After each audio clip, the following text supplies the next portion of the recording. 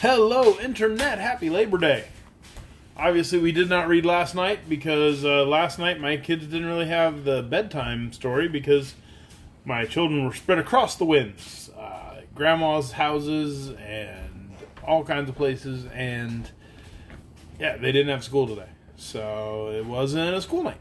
But tonight is, so we are here to read another Grimm fairy tale. Tonight's fairy tale is called The Mouse, the Bird, and the Sausage. When I announced the name of this fairy tale the other night, all the kids laughed. I can't particularly blame them.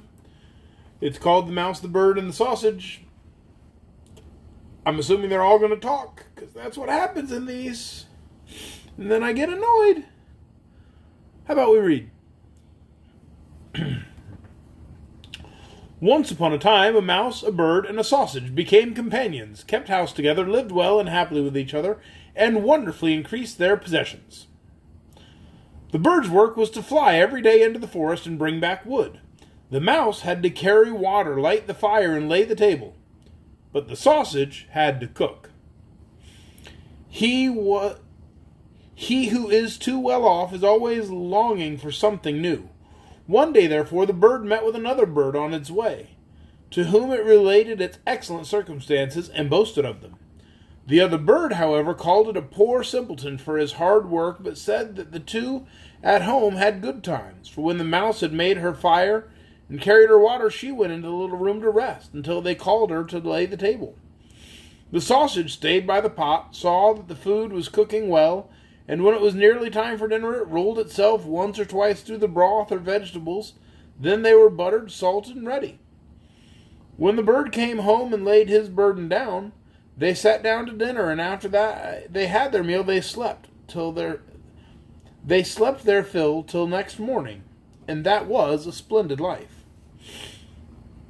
Next day the bird, prompted by the other bird, would go no more into the wood, saying that he had been servant long enough, and had been made a fool of by them, and that they must change about for once, and try to arrange it in another way.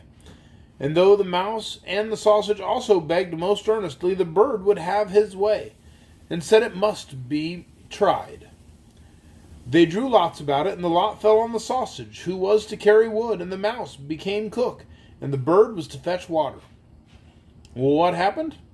Little sausage went out toward the wood, and the little bird lighted the fire, and the mouse stayed by the pot and waited alone until sausage came home and brought wood for the next day. But the little sausage stayed so long on the road that they both feared something was amiss, and the bird flew out a little way into the air to meet it.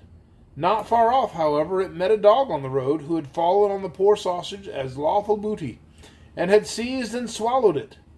The bird charged the dog with an act of barefaced robbery, but it was in vain to speak, for the dog said he had found forged letters on the sausage, a capital offense. The bird sadly took up the wood, flew home, and related what he had seen and heard. They were much troubled, but agreed to do their best, and remain together.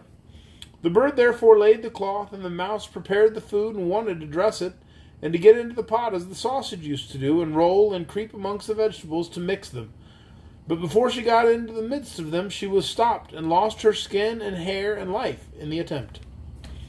When the bird came to carry up the dinner, no cook was there. In his distress, the bird threw the wood here and there, called and searched, but no cook was to be found. Owing to his carelessness, the wood caught fire, so that a conflagration ensued. The bird hastened to fetch the water.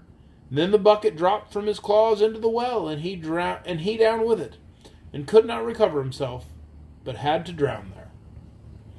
And that is the end of the story of the bird, the mouse, and the sausage. Hey, they didn't talk, but they all ended up dead. So, not sure that's better. Kind of interested that the dog that ate the sausage was like, well, he had forgeries on him, and that's a crime punishable by death. The dog couldn't just say, I ate a sausage. It was delicious. You got weird rules in Grimm World. I don't know. But we are done for tonight. Tomorrow night, another Grimm fairy tale, right here, 8 o'clock, live.